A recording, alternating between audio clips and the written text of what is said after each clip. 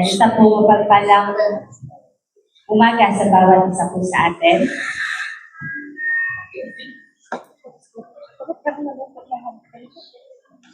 Good morning po ulit.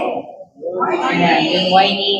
Kaya bawat isa sa atin ay simulan po natin ang gawain na ito sa pamagitan ng isang awitin kahit po lahat ay tumayo.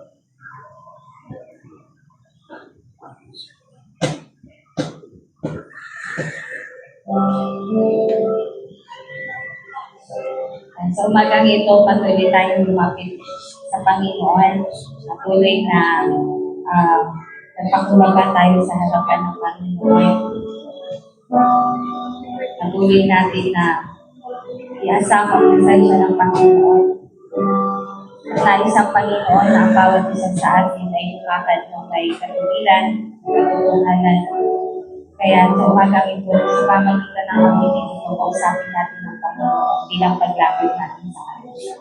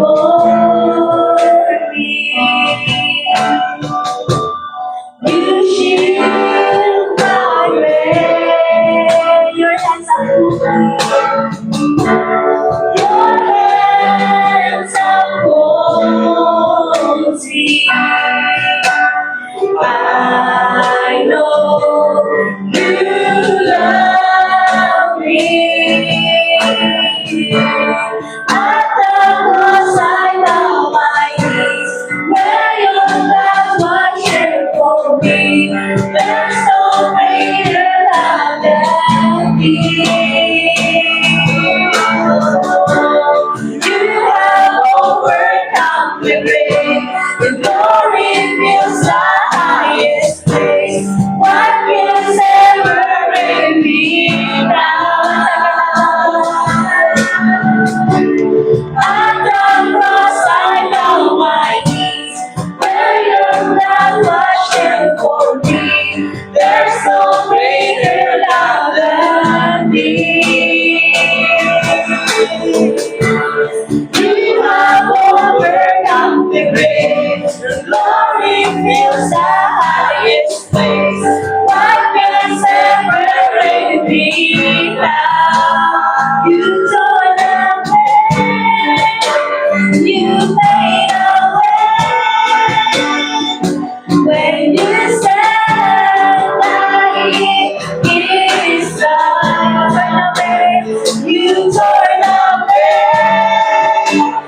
You made a way when you said that it is done. You turned around. You made a way when you said that it is done. On the cross I bow my knees, where your blood was shed for me. There's no greater love than this. You have overcome the grave. Your glory fills the highest place. What can separate me now? At the cross I bow my knees, where your blood was shed for me. There's no greater love than this. You have overcome the grave. Your glory fills the highest place. What can separate me now?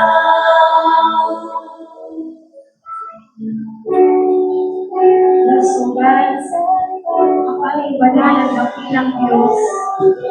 Ikaw ang Lord, Panginoong Jesus, ay napayukway sa krus. Lumanang Panginoon ang inyong banal na lumubukan upang kami Panginoon ay iligtas. Lord, suriin sa ako ang aming mga puso ay aming ilipagan ng buong pagkakakulang sa inyong Panginoon. Suriin mo ito, Panginoon, at pagdawatin ko na makalapit, Panginoon, sa inyo, makapagbigay ng pagpuli ng pagsamba, Panginoon, may taas namin ang inyong banal na pangalan. Lord, kami mo, Panginoon, sa Espiritu ng inyong banal na presensya. Nais namin makapagpuli ng malaya, Panginoon, nang walang alalahan nito, God, at may bigayang nalarapan para lang sa inyo. Lord God, purihin ka, Panginoon. Salamat sa pagkakataon, Lord God, na ikaw ang aming kamay at tinatago mo kami, Panginoon, sa inyong banal na presensya. Kumikilos ka, Panginoon, sa aming buhay, Lord.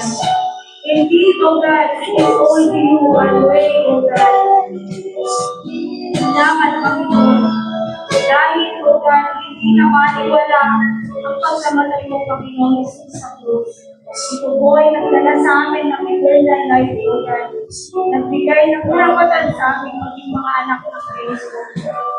Purihin ka, dakilain ka, Panginoon. Itaas ka ng iyong kabanal-banal ang pangalan, O God. Amen.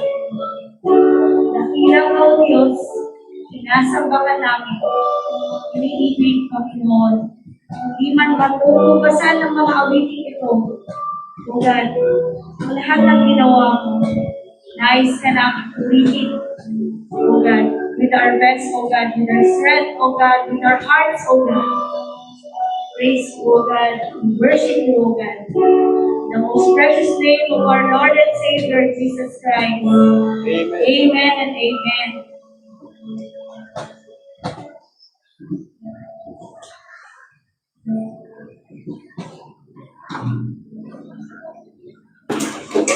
Then buklat po natin ang ating mga Biblia sa 1 Peter chapter 3 verse 16 to 18.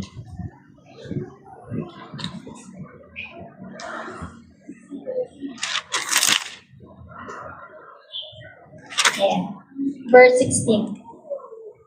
Having a good conscience, so that when you are slandered, those who reveal your good behavior in Christ may be put to shame.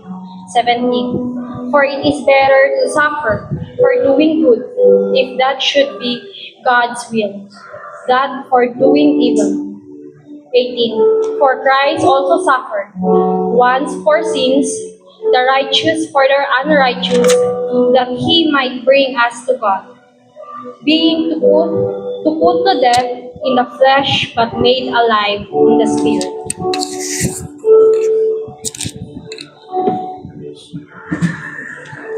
At purihin ang Panginoon sa pagbabasa ng kanyang salita. Sa pagkakataon na ito ay isang awitin para sa ating Panginoon, isang awitin may kagalakan. Awitin po natin ang forever.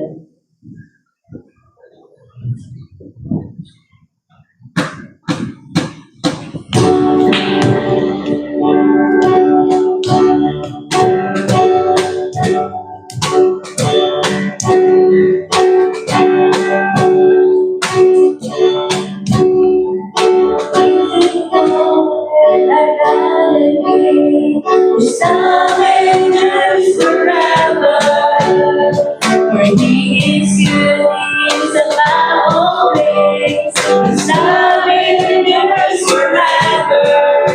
He reigns. Sing praise.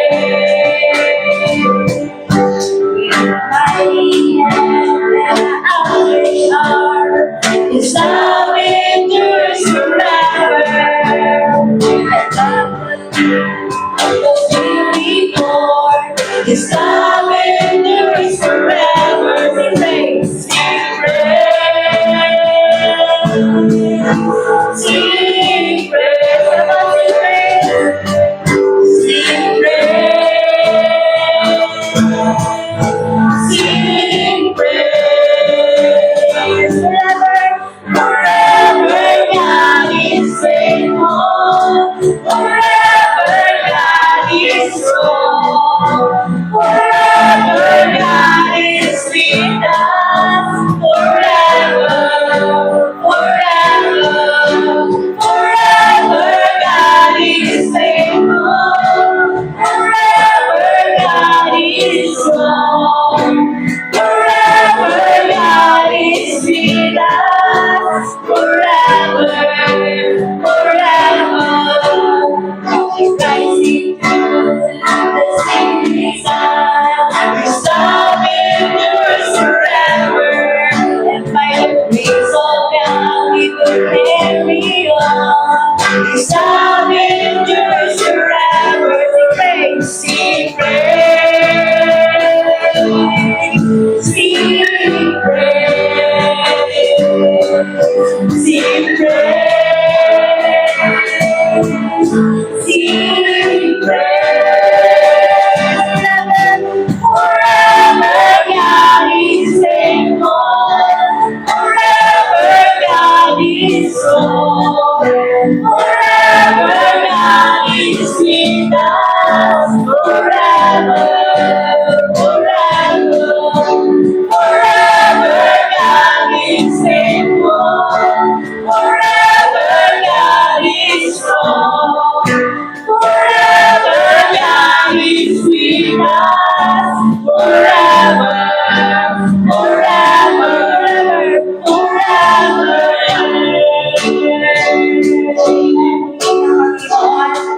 Tunay na ang Diyos ay mabuti, tapat, at hindi nagkukulang sa mga buhay natin. This time, lagi nating papurihan ng Panginoon at sa pagkakataon na ito, isang awitin na pagpapasalamat natin sa kanyang ginawa, sa kanya pong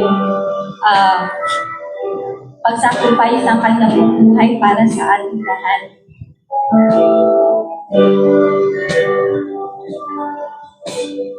Awitin po natin ito bilang isang panalangin. At sabay-sabay po natin sabihin na salamat Panginoon sa inyong ginawa sa cross.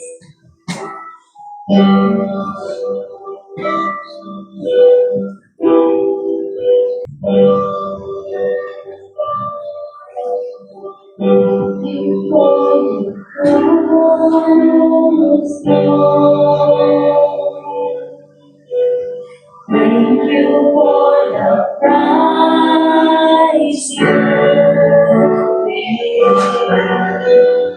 bearing all my sin and shame.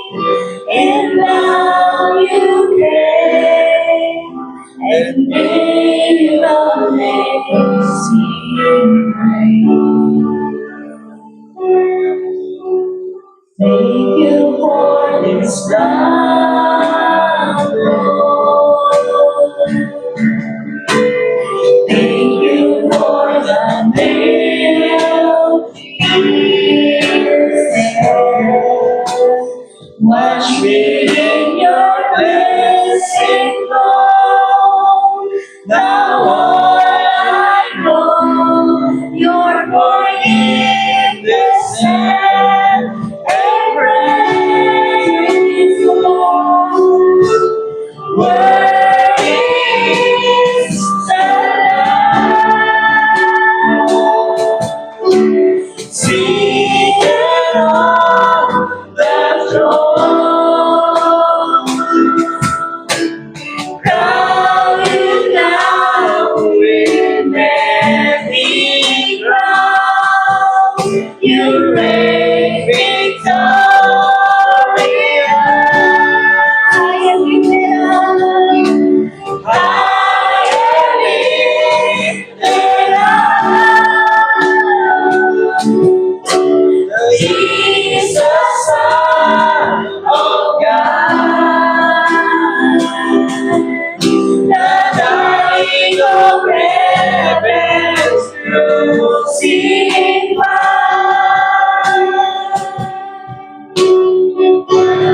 Is the Lamb. Kapag tayo pag-iibon natin, thank you with the cross, Lord. Thank you for the cross, Lord. Thank you for the price you paid, bearing all my sin and shame. In love you came and gave amazing grace. Thank you for this love, Lord. Thank you for the nail-pierced. Wash me in your blessing, Lord. Now all I know, your forgiveness and grace.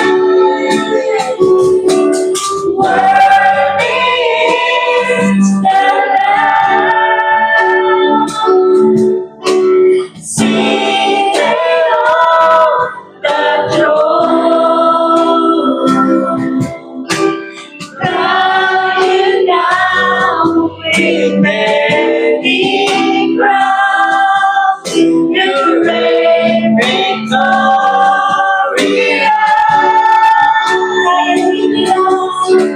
High and lifted up, Jesus, Son of God, the darling of heaven, crucified.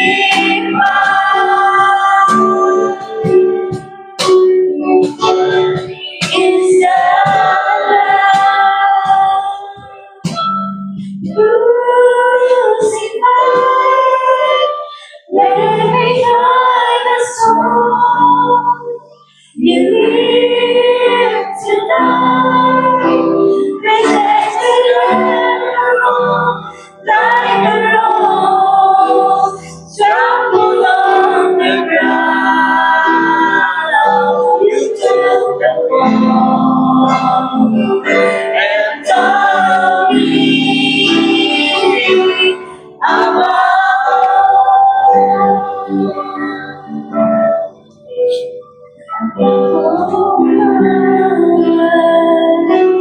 above all things, above all nature and all created beings, all wisdom in all the ways of heaven.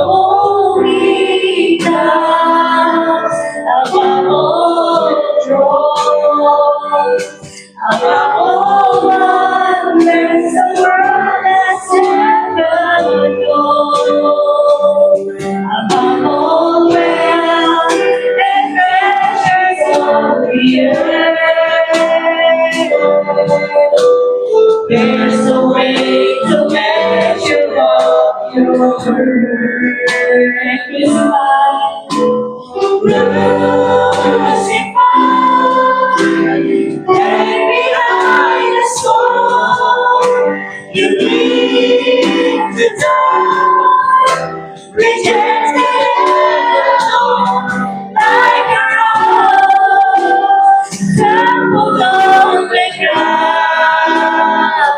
You took the fall and taught me about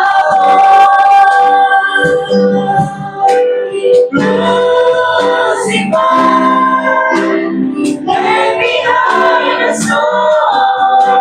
You need to die, rejected and alone, like a rose, trampled on the ground. You took the fall and taught me about it was crucified, lay behind the storm. You need to die, rejected and alone, like a rose, trampled on the ground. You took the fall and saw me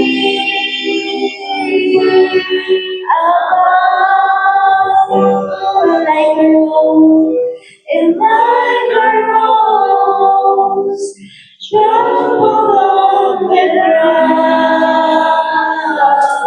You took the fall and saw me.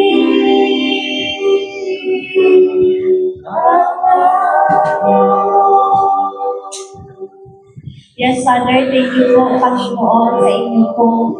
Walang hanggang katapatan, walang hanggang pag-ibig, walang hanggang lubong kabutihan sa mga buhay po namin, Panginoon. Tunay po na ikaw lang ang Diyos na gumawa sa amin, nagparana sa amin ng totoo pag-ibig. Kaya, Panginoon, minamahal ka namin.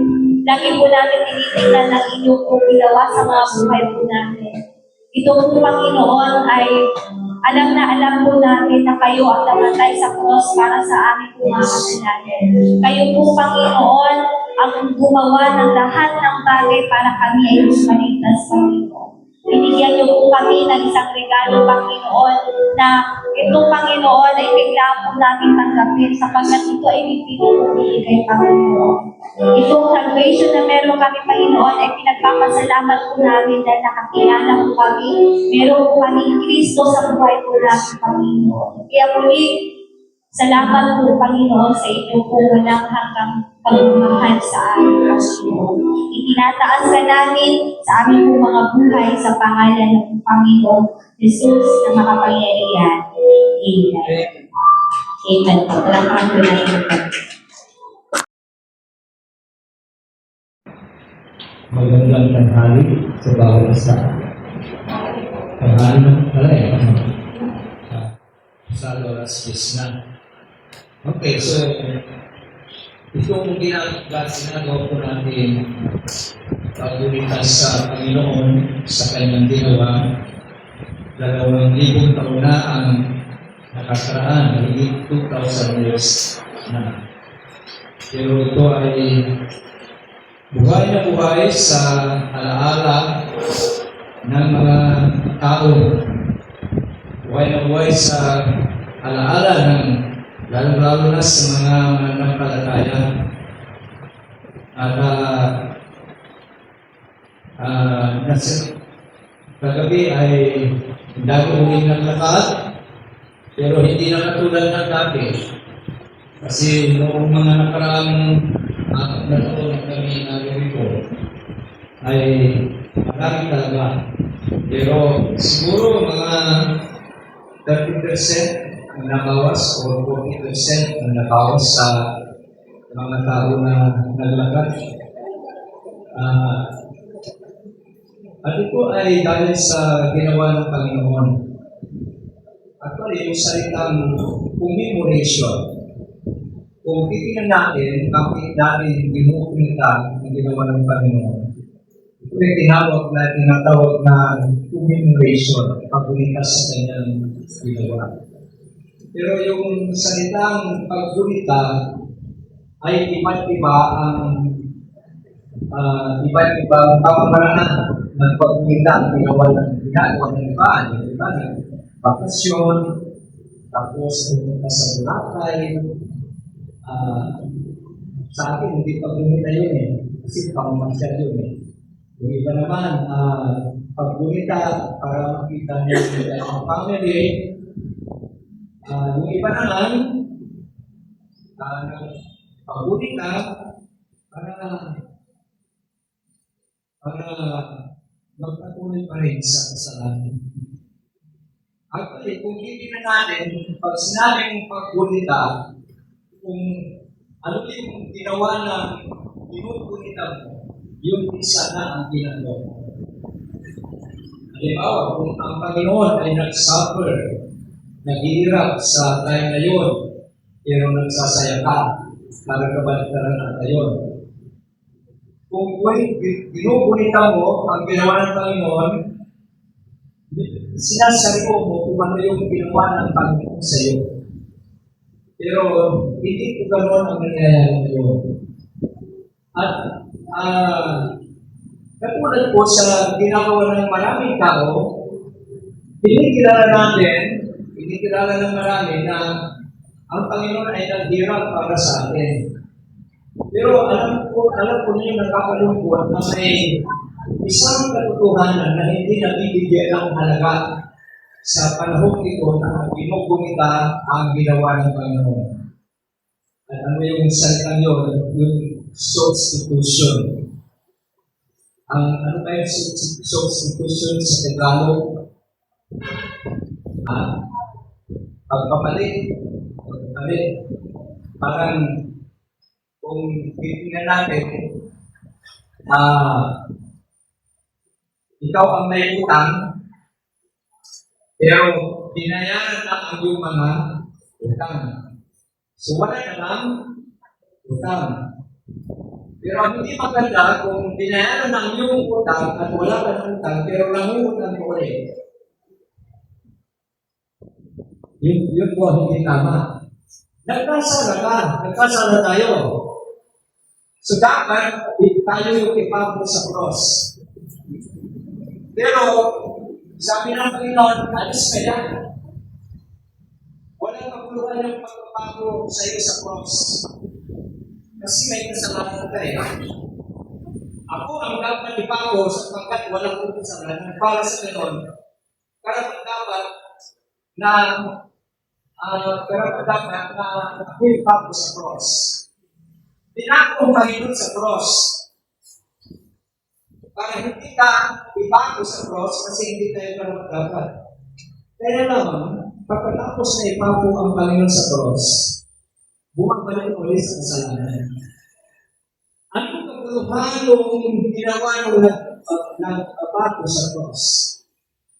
Tapos na yung binayaran ng iyong kasalanan, pero babalik pa rin ang tao sa kasalanan. Ano ang tingin mo dito?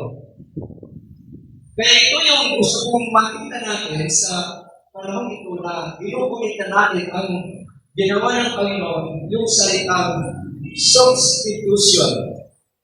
Kasi ang nakita lang ng maraming tao ay tinubos tayo ng Panginoon sa ating mga kasalanan.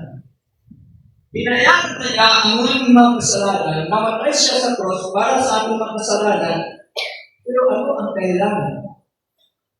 Ang dahilan niya ay para sa ganun, hindi na tayo dapat ipago sa cross, hindi na tayo dapat mahirapan, hindi na tayo dapat magdusa, hindi na tayo pupunta sa impyerno, pero ang tao, pagkatapos niyang nalaman, na binayaran ng Panginoon ang kanyang kasalanan, lumabalik pa rin ang tao sa kasalanan. Ganun ba ang uri ng pagtingin natin sa ginawa ng Diyos? Kung ganoon ang uri ng pagtingin ng tao sa ginawa ng Diyos, walang katulungan ang ginawa ng Diyos para sa atin. O para sa atin. Katulad ng ginagawa ng maraming ngayon. Pinupungita ang ginawa ng Panginoon Jesus, pero patuloy pa rin sa kasalanan. Kaya tingnan natin itong message natin ngayon. The Great Substitution. Ang katilang pagkabalik sa Tagalog. Alam niyo na. So, 1 Peter chapter 3, verse 15 to 18. Basahin natin ang salita ng Diyos. Unang Pedro, kapitulo 3. Sabi niya dito, at tumayo po tayo, chapter 3.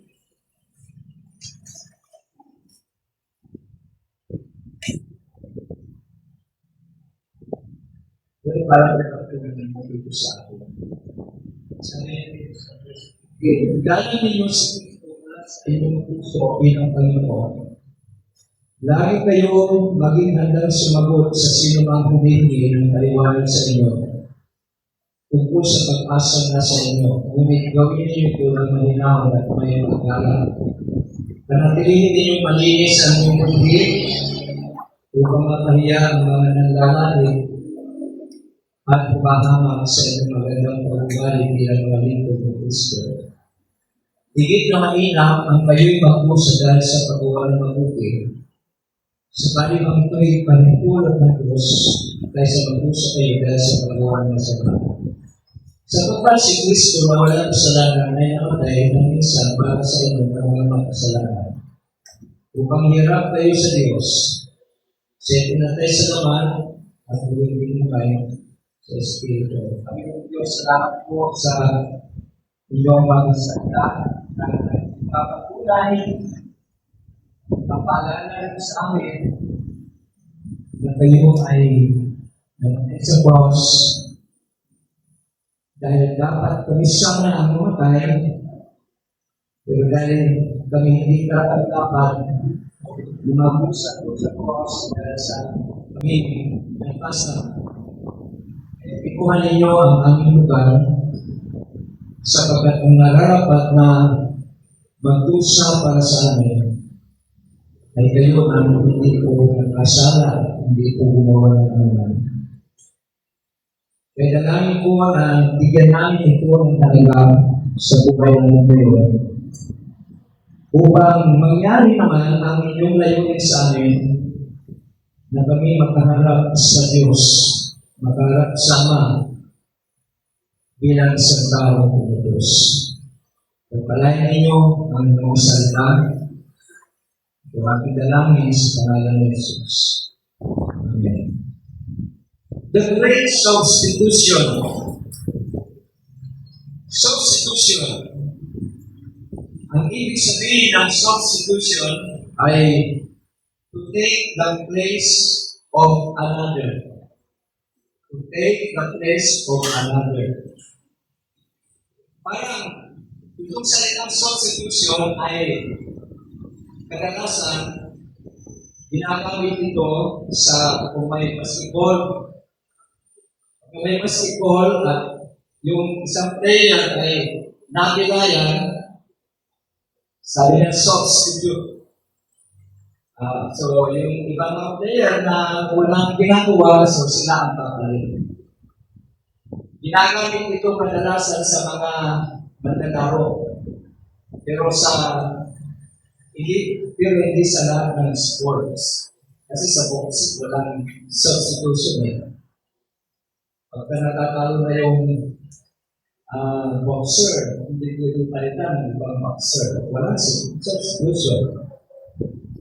Pero kadalasan ito nagagamit sa ibang uri ng sports.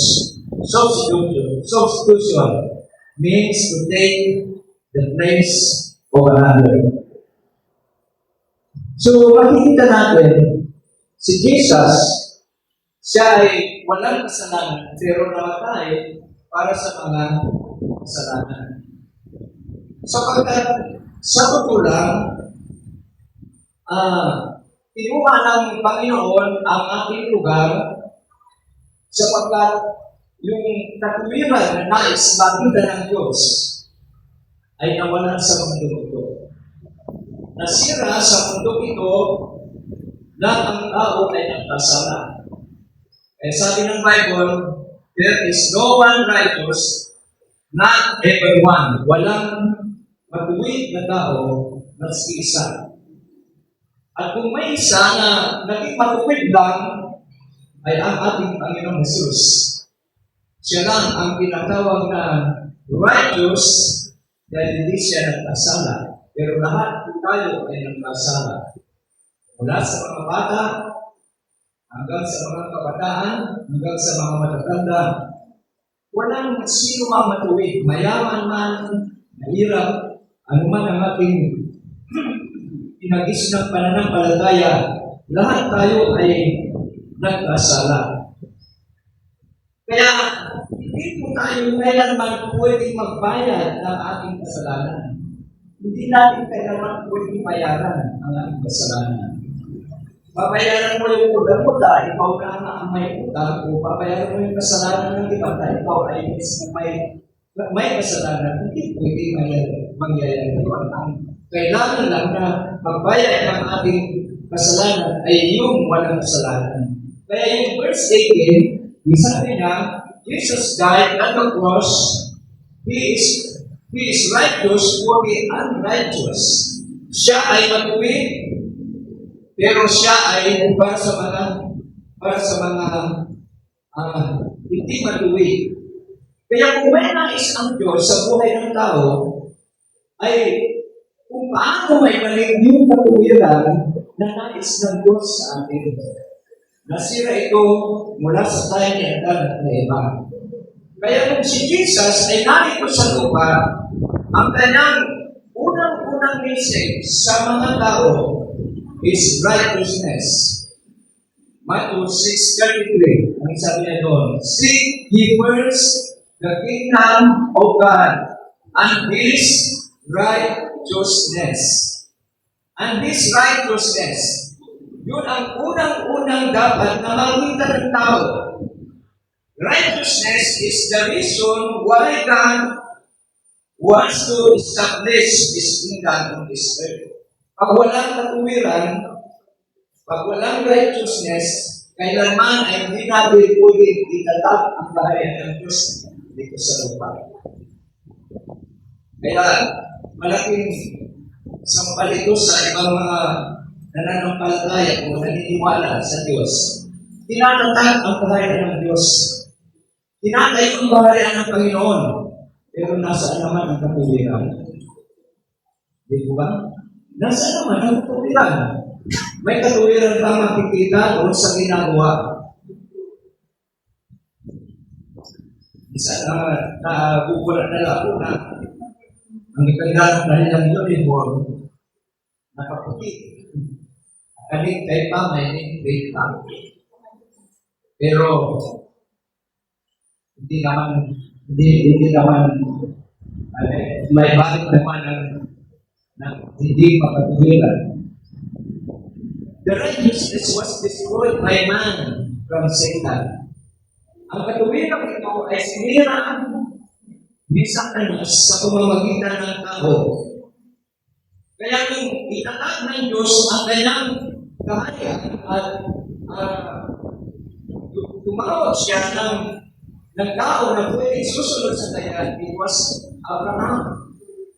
At si Abraham, ang siya'y nanamit sa Diyos, naniwala siya sa Diyos. Anong sabi ng Genesis 15:6? And he counted to him as righteous. Sapagkat yun ang tinitingnan, hinahanap ng Diyos sa isang taong mananganib sa kanya, yung katuwiran. And mula noon sa time ni Abraham, kaya tinatag ang kaharian ng Diyos pamagitan niya because Abraham believed God at ang kanyang pananampalataya yun ay binilang na katuwiran ng Panginoon. Kaya nung si Jesus ay pumunta rito sa lupa, ano ang reason bakit siya pumunta dito sa lupa sapagkat no righteousness, walang katuwiran. Romans 3:23, ang sabi niya doon, all have sinned and come short of the glory of God. Pero before 3:23, ang sabi niya doon, there is no one righteous, not even one. And for the sake of righteousness, there must be substitution. Dahil sa kawalan ng katuwiran, may papalit. Isang taong walang kasalanan, isang taong matuwid para sa mga hindi mo matuwid. Kaya dito, si Jesus ay ibilang sa cross for the unrighteous. Siya ay isang matuwid para sa mga hindi matuwid. Para sa ganun, ang tao, pagka nananig sila sa Diyos, naniwala sila sa Diyos, ang batayan ng kanilang pananampalataya, ang batayan ng kanilang paniniwala ay yung katuwiran ng Panginoon sa kanilang buhay. Kaya ulitin ko yung sinabi sa Matthew 6:33, seek ye first the kingdom of God and His righteousness. Ngayon, katuwiran ba ang hinahanap ng tao sa panahon natin? Ang hinahanap ng tao sa panahon natin ay kung ano pa rin ang gusto ng tao. Kung ano pa rin ang nais ng tao. Kung ano pa rin ang plano, programa ng tao, yun pa rin ang hinahanap ng tao. Kaya for the sake of righteousness, Jesus Christ must die on the cross. Kasi sapagkat tayo saan ang dapat mamatay sa cross? Tayo saan ang dapat ipako sa cross?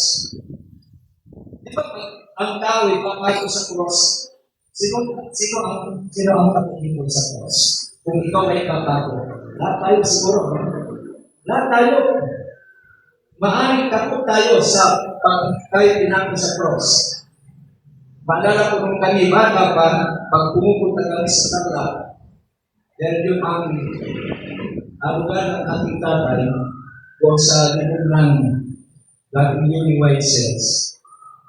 Pag kami pupunta roon ng Semana Santa, makikita mo yung ang daming tao kung sa may ilog, kung makikita nyo yung ilog doon na ngayon ay nag-dive na, nagiging sa Tarlac, malasan po ito noon. At doon kami naliligo. Pero nandoon yung mga tao na gustong magpinitensya. Yung likod nila, sinusubatan yung lake. Siguro mga 7 na lake. Tapos, gagawa sila ng palo sa likod. Ginagawa. Ngayon, doon naman sa likod, na tinanggamaan ng palo,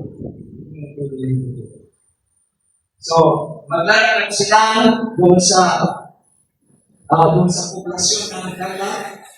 Dami, kasunod sila.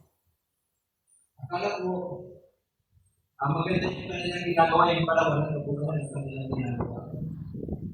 Kasi ang rason nila, bakit nila ginagawa yun? Para mabawasan daw ang kanilang kasalanan. Ilang kasalanan ang gusto mong mabawas sa iyo ngayon sa mga kasalanan? Ilang kasalanan ang gusto mong mabawas? Nabilang mo na ba yung kasalanan? Nabilang na ba ng tao yung kanyang kasalanan? Naisulat na ba yan yung kanyang kasalanan? Walang tao nang susulat ng kanyang kasalanan. Ang alam lang marami kang kasalanan, marami tayong kasalanan, marami siyang kasalanan. Pero ang kasalanan kaya man hindi po ibawasan. Bakit? Sapagkat ang Diyos hindi naglilisa ng kasalanan. Pero isang kasalanan, dalawang kasalanan, 5 kasalanan, ang bigit ng Panginoon sa atin pare-pares tayo ng kasalanan. Hindi ito paramihan ng kasalanan, hindi ito kapuntihan ng kasalanan, basta ang tingin ng Diyos lahat tayo ay makasalanan.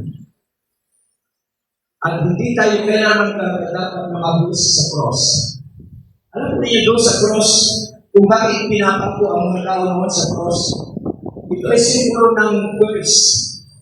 Siguro ng punishment, kung ang ibang bansa, ang kanilang total punishment ay puputan ang ulo, lalo-lalo sa Middle East. O kaya ay sinisigyan din iba. Pero sa mga Hudyo, ang pinaka-total punishment pag ikaw ay nagkasala, nagnakaw, nag-commit ng adultery, gumawa ng corruption at iba pa, pinapako yan sa cross. Pero ang pinapako sa cross ay mga makasalanan. At bakit? Kaya ang cross noon ay walang kabuluhan yan.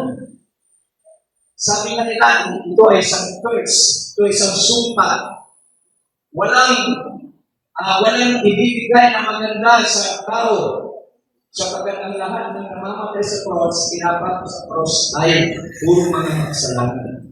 Pero sa unang pagkakataon sa buhay ng maraming tao, ang huling ipinako sa cross ay ang walang kasalanan. Kaya kung bibig natin ang history ng Bible, si Jesus lang ang pinakahuli na ipinako sa cross. At wala nang sumunod ng history o story na may pinako sa cross kasi tapos na yung ginawa ng Panginoon. Walang pwedeng ipako sa cross sa lahat ng kasalanan ng tao na dapat bayaran sa cross ay tapos na. Walang. Kaya si Jesus ay nasa ibabaw ng cross. At siya, bago siya namatay, ang sabi niya, it is finished. Tapos na. Kaya at the time, nung siya ibabaw sa cross, ang cross ay nagkaroon ng value. Nagkaroon ng halaga. Kung baka sa palengke, walang halaga yung cross. Pero nung si Jesus ay bago sa cross, nagkaroon ng halaga ang cross. Nagkaroon ng presyo ang cross. Kaya kung titignan ninyo, ang mga tao, nagbibigay ng mga pagkaipagan, may cross. Maraming tao ay nagsusuot ng ikaw ng cross. Naglalagay ng kwintas ng cross. Sa simenteryo, nilalagyan ng cross yung medyo ng tao na matay. At alam pa ninyo, kasi sa pangalan, nilalagyan na rin ng cross. One ilang cross. Pati kanin, o yung alcohol, green cross, lagyan na rin ng cross. Yung kalsada, cross street. Yung cake, lagyan ng cross. Ay, mga motor, mga single. Bakit sabi ko, bakit po may mga cross ito? Kasi daw para pangalit sa disgrasya. Kasi binigyan na ng halaga yung cross. Kaya may pag may nakakita ng moto, pag may nakita si bar, kaya the cross no. So, nagkaroon na ng halaga yung cross dahil sa ginawa ng Panginoon. The second great substitution. Ang unang substitution, the righteous for the unrighteous. Ang matuwid para sa hindi mga matuwid. Second, from suffering of our sins. Anong sabi ng verse 18 sa ating pinabasa? Sapagkat si Kristo na walang kasalanan ay namatay ng isang para sa mga kasalanan, mga makasalanan. Bago siya pinako sa cross, si Jesus ay nag-suffer, nagdusan, naghirap, ang ginawa sa kanya, siya pinagsasampal, pinagpapalo, at higit sa taman. Sa iyong nakita ko lang na buhay man pero pinililigan. Kasi nung dinala si Jesus Christ doon sa lugar na pagpapakuhan sa kanya, ang tawag ay place of skull. Alam ko ninyo yung skull na yun, doon ko pinuputan ni si Goliath. Kaya tinawag ang place of skull kasi doon pinugot ang ulo ni Goliath. At yung ulo ni Goliath na pinutol ay connected doon sa ginawa, sinabi ng Bible sa Genesis chapter 3 verse 15 na ang anak ng babae ang siyang pupugot ng ulo ni Satanas. Si Goliath ay simbolo ni Satanas. Bakit? Sapagkat si Goliath ang nagsabi na ang siyang nag-curse sa pangalan ng Diyos sa pamamagitan ni David. Ginang ni Goliath ang Panginoon, pangalan ng Diyos. Sabi ni Goliath, kayong mga Hudyo, at doon ay pinaliit niya ang paniniwala ni David, pinaliit niya ang pananampalataya ni David, pinaliit niya ang Diyos sa pamamagitan ni David. Kaya doon po natupad yung prophecy sa Genesis chapter 3 verse 15. Pero bago yun, si Jesus ay naghirap, nagdusa, siya po ay ginuraan. Ano ang ginawa kay Jesus? Nilagyan siya ng tinik na korona. Sinampal, binugbog. Marami pa ang ginawa sa Panginoon. He suffered. Nag-usap siya, naghirap siya para sa atin. At higit sa lahat, pinagpapalo para ang kanyang dugo naman ay dumaloy sa kanyang katawan. At yung dugo na dumaloy sa kanyang katawan, yung pagpanggalingan natin ngayon para pagalihin tayo ng Diyos, pagalihin tayo ng Panginoon sa ating mga sakit. Yung paghihirap na yun ng Panginoon ay enough o sapat na para sa atin, para tayo naman ay hindi na maghirap, hindi na mag-usap. Kaya sa John chapter 10, verse 10, sabi ng Panginoon, I have come that you might have life, that you might have it more abundantly. Kaya yung suffering ng Panginoon, yun na yung suffering natin. Yung pagdurusa ng Panginoon, yun na yung pagdurusa natin. Yung pagkatulog ng Panginoon para sa atin, yun na rin yung pagkatulog natin. Yung iyak ng Panginoon, yun na rin yung iyak natin. Yung bigat na binuhat ng Panginoon, yun na rin yung bigat natin. Binuhat na niya para sa ating lahat. Pero ang tanong natin, bakit may kahirapan pa? Bakit may kabigatan pa? Bakit may pagsubok pa? Bakit may problema pa? Kung may nararanasan tayo ngayong hirap at pag-urusa, hindi na yung bahagi ng paghihirap na inibuko ng Panginoon para sa atin. Yung paghihirap, yung suffering natin ngayon, yung suffering natin para sa ating pagsunod sa Diyos. Kailangan tayo mag-suffer ngayon para sa ating pagsunod sa Diyos. Kailangan tayo maghirap ngayon para sa ating pagsunod sa Panginoon. Kailangan natin mag-sacrifice ngayon para sa ating pagsunod sa Diyos.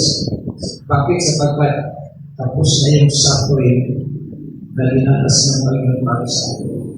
Kaya kung may suffering man tayo ngayon, ang suffering natin ngayon is part of our obedience, is part of our love, is part of our commitment, is part of our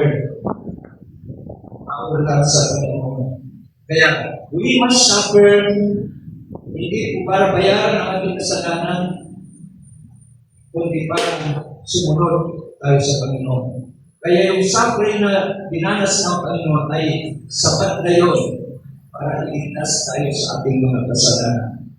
Yan ang pangalawa na sinasabi ng Bible, the great substitution. Ang unang substitution natin, the righteous o the unrighteous. Pangalawa, yung suffering ng Panginoon para sa atin. Kailangan naman tayo mag-suffer para sa ating pagsunod sa Diyos. Pero yung suffering na pagsunod natin sa Diyos, actually hindi na rin yung suffering. Sapagkat habang tayo sumusunod sa Diyos, nagkakaroon tayo ng kagalakan. Nagkakaroon tayo ng joy, di ba? Nagkakaroon tayo ng happiness, nagkakaroon tayo ng peace, nagkakaroon tayo ng strength sa ating pagsunod sa Diyos. Sapagkat yung suffering na pwede natin maranasan ay nagbubunga naman ito ng kagalakan sa buhay natin. Third, Pangatlo, the great substitution, the death at the cross. The death at the cross. Ang sabi ng verse 18, pa rin, sabi niya, upang iharap kayo sa Diyos, siya'y pinatay sa laman at muling ginumay sa Espiritu. His death at the cross ay papapalit o kay substitution bilang isang atonement. Ang ibig sabihin ng atonement ay satisfaction for a wrong that has been done. Kung mayroong kailangan iangay doon sa cross, ang tawag ito ay atonement, pag-aalay sa isang tao na karapat-dapat siya magbayad sa kanyang kasalanan. Sa Bible, sa Old Testament, kung i-relate natin, ang mga tao ay nag-aalay sila ng mga hayop para kang ito ay bahagi ng kanilang pagsamba sa Diyos. Nag-aalay sila ng mga hayop na walang kapintasan. Yung hayop na iniaalay nila ay dapat first year, old siya, labang siya. At kailangan lalaki. At alam nyo, kapag nag-aalay sila ng hayop, yung hayop na yun, yung kanilang gamay, babago nila ang kanilang gamay sa hayop para yung kasalanan nila magtatransfer doon sa hayop. Kaya yun ang ibig sabihin ng laying of hands. Kaya pinakamit ngayon yan ng maraming tao sa prayer. Ilay hands lang sila. Pero yung original ng meaning ng laying of hands ay ina-transfer natin kung ano yung kasalanan natin doon sa pinapatong natin. Kaya doon sa Leviticus chapter 1, ganun ang ginagawa ng mga Israelites. Bukas sila ng kambing, itinimas nila, pagkatapos sa kakatayin, susunugin ng ayok na yun. Si Jesus, nung siya mamatay sa cross, ang sigaw ng mga tao, ipagod siya sa cross, ipagod siya sa cross, ipagod siya ng cross. Pero yung puro nila, mas marami na pala yung puro sa kanilang sarili. Puro siya ng cross. Yun ay pagpapakita na ang kasalanan ng tao ay ang transforma sa Panginoon. Binigay na nila sa Panginoon. Kaya si Jesus ay tinatawag ng great sacrifice. Ito yung uri ng atonement na nais ng Panginoon na mula sa Panginoong Jesus na walang kasalanan na matay siya para sa kasalanan. Ang tanging atonement na nangyari dito is the death of Jesus Christ at the cross. Yun ang pinaka-final. The death of Jesus Christ at the cross. The ultimate reason for the atonement para sa ganon, para sa atin na mga kasalanan. And when Jesus said, kapag sinabi ng Panginoon na siya nandun sa cross at pagkatapos malapit na siya mamatay, my God, why hast thou forsaken me? Bakit siya sumigaw ng ganoon? Ama, bakit mo ako pinabayaan? Sabi ng iba, o nga, bakit nga pinabayaan ng Ama ang Panginoon? Alam nyo, tiniis ng Ama na hindi makita o makita ng Ama ang paghirap ng kanyang anak sa cross para naman sa iyo, para naman sa iyo, para naman sa atin. Kayo ba, kung ang inyong anak ay pangako sa cross, kaya niyo bang tingnan yun? Kung ang anak ninyo ay bubugin, sinampan, sinundo, kaya niyo bang tingnan yun? Ano gagawin ng tatay? Ha? Manahon kayo! Tapos lalong din siya. Kung yung anak, makita mo yung tatay na binubuo, anong gagawin mo, anak, sa iyo, sa ginagawa sa iyo tatay. Tatay mo ba siya? You respect that? Release magka, ipagkatagulo mo siya, hindi na bali mamatay ka, kasama mo yung tatay mo, o hindi na bali mamatay si tatay, kasama yung kanyang anak. Pero kung si Jesus pinako sa cross, ano ang damdamin ng isang ama para sa kanyang anak? Ano ang damdamin ng isang tatay para sa kanyang anak na tapos mismo si Jesus, Ama, bakit mo ako pinabayaan? Sasabihin ba ng ama, anak, sorry. Sorry, anak, kasi para sa mga tao. Hindi ko sabihin, mas mahal ng Diyos ang mga tao kaysa sa kanyang anak. Di ba, sa Bible, ang tao ay walang kwenta sa harapan ng Panginoon. Kasi nagkasal ang tao. Matagal na tayo gustong pumangkin ng Diyos. Nung ang mga Israelite ay lumabas ng hindi papuntang promised land, pagkatapos patuloy sila na complain. Sabi ng Diyos kay Moses, buhay lang mga tao ito. Pero sabi ni Moses, si Moses ang nagmakaawa. Sabi ni Moses sa Panginoon, mas gusto ko kang alisin mo na lang yung pangalan ko doon sa aklat ng buhay kapag binura mo ang mga tao ko sa iyo. Pero ang Diyos ay niligtas pa rin ng tao. Kaya kung titignan natin ngayon, ganoon kagrabe yung pagmamahal ng Diyos sa atin. Inayaman niya na sacrifice ang kanyang para sa atin. Kaya kung kakayanin mo, kaya kung sa panahon natin ngayon, kakayanin mo mag-sacrifice ng isang oras. Kakayanin mo mag-sacrifice ng isang araw para sa Diyos. Kakayanin mo ba na mag-sacrifice ng iyong talent para i-offer sa Panginoon Lord gamitin mo? Kakayanin mo ba? Pero makakalungkot. Sa maraming mga Kristiyano, maraming mga mananampalataya, pagkatapos nila nakasak ang kabutihan ng Panginoon, isang oras lang, isang araw lang, yung kanilang kakayanan, hindi nila kayang i-offer sa Panginoon. Anong ginagawa ng tao? Balik pa rin sa dati ng nakalimut sa buhay. Negosyo, family, trabaho, at ilang pamangyan.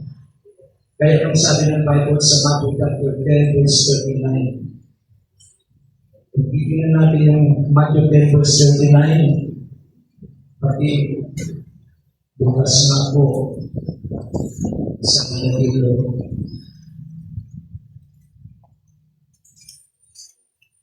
Matthew 10, verse 39, ang nagsisikap magligtas ng kanyang buhay ay mawawalan nito.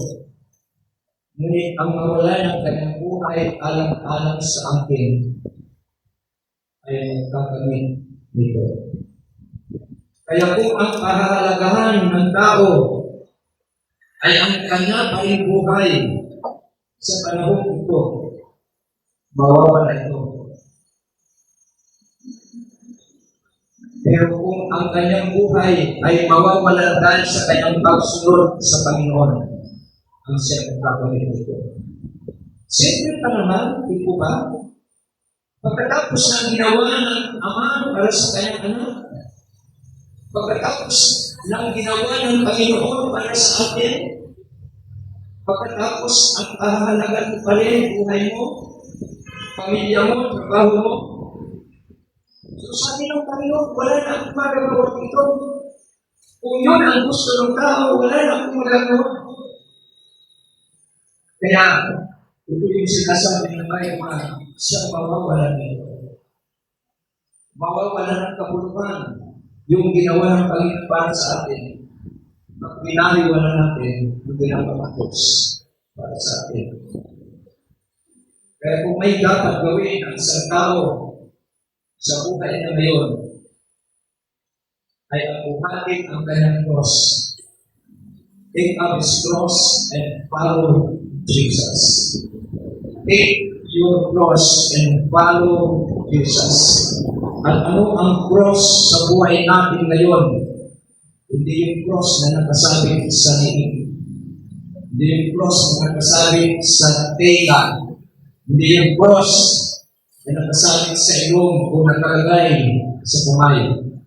Yung cross na ang ibig sabihin ito, yung kalooban ng Diyos sa buhay mo. Yung kalooban ng Diyos sa buhay natin, yun ang cross na dapat natin buhatin ngayon habang tayo ay sumusunod sa Panginoon hanggang sa kanyang muling pagbabalik, hanggang sa kanyang muling pagdating.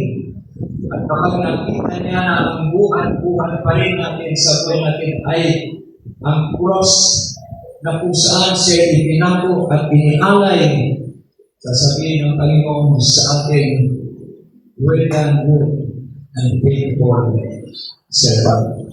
Amen ba? Amen. Kaya, ang cross sa buhay natin ngayon ay replacement sa atin na hindi ka na pwedeng, hindi ka na dapat ipako sa cross. Kundi ang cross ngayon ay bahagi ng buhay mo sa iyong pagsunod sa bawat araw. Kaya ito ngayon yung tinatawag na visible na ebidensya ng ginawa ng Panginoon sa atin. Kung siya'y inako sa cross, namatay siya sa lamang, pero buhay siya sa Espiritu.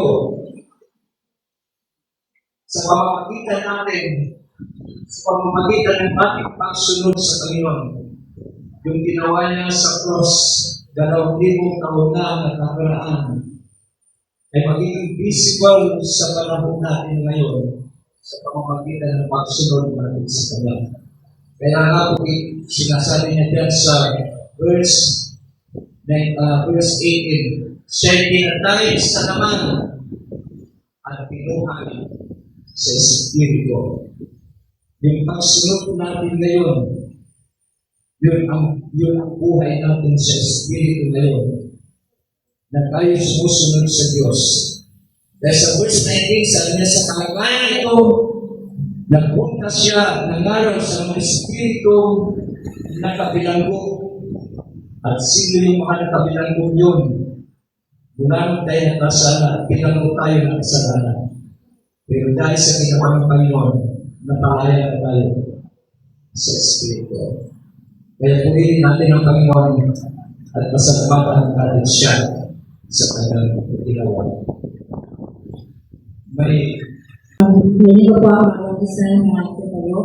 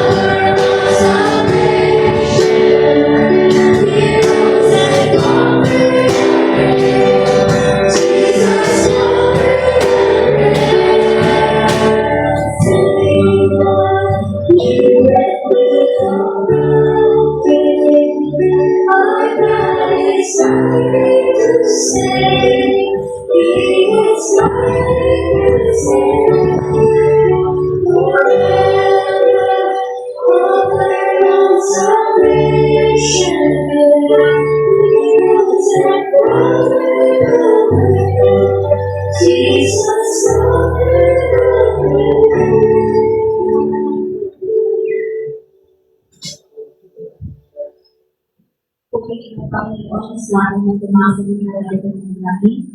Panginoon sa dakila at ang pandahilan sa lahat, sa inyo po ang patuloy, masasalamat Panginoon sa mga salitahin na narinig ng namin, kaalala Panginoon sa inyong pagkikawa sa Diyos ng Panginoon. Tunay na Panginoon, ang inyong pagkikawa ay hindi ko kaya, hindi ko namin mag-iantulad sa aming mga pagkakay ng Diyos. Kapag hindi kong ginawa Panginoon, ay sobra-sobra sa pagbuhay namin Panginoon. Ito Panginoon, sa pagkakay po namin sa inyong ginawa sa pagkakay, hindi ko namin kaya. Sukarin, hindi ko namin kaya ito sa Panginoon. Pero ang hindi ko kaya Panginoon ay ito, kapag mas hindi ko nagmamayo sa aming Panginoon. Kaya Lord, salamat po sa Panginoon Jesus. Amen.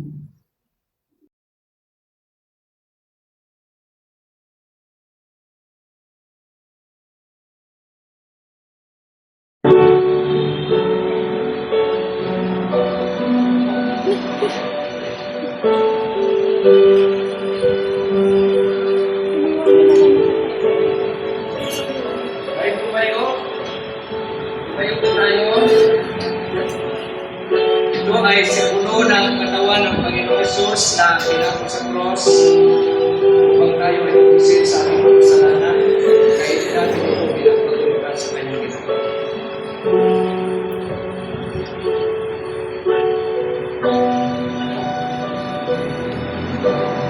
Ang inuming ito ang siyang simbolo ng dugo ng Panginoon Jesus na nabuhos sa cross ng Kalbaryo bilang patutusan sa kasalanan po natin. Ibigay natin bilang pagligtas sa Panginoon.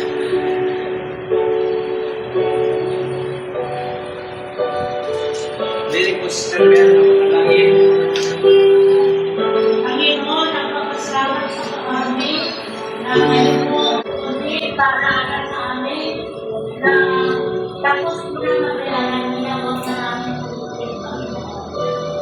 Lord, remind us. Thank you, Father. In Jesus' name we pray. Amen. Sa pagbibigay ng ating mga info, wala tayo sa pag-pray.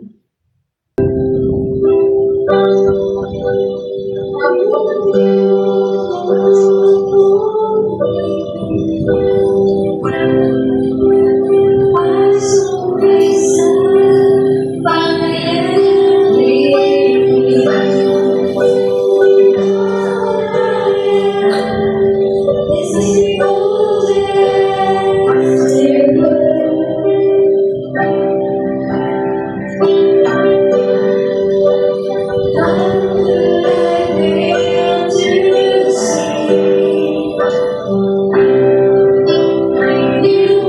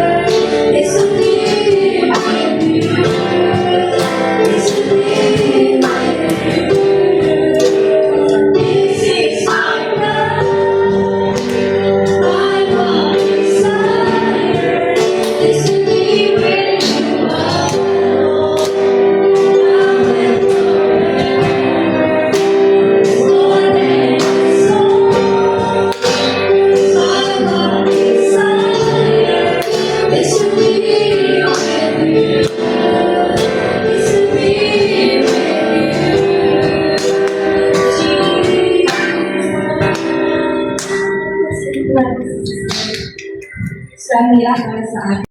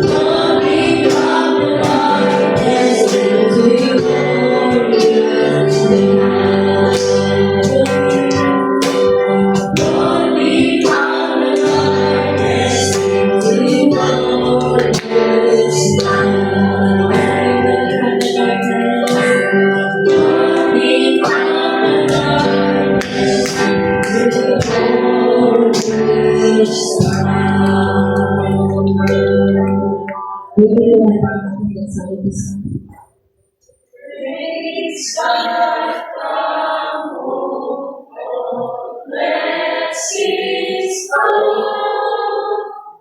Praise Him, all creatures here below. Praise Him above in heaven behold. Praise Father, Son, and Holy Ghost.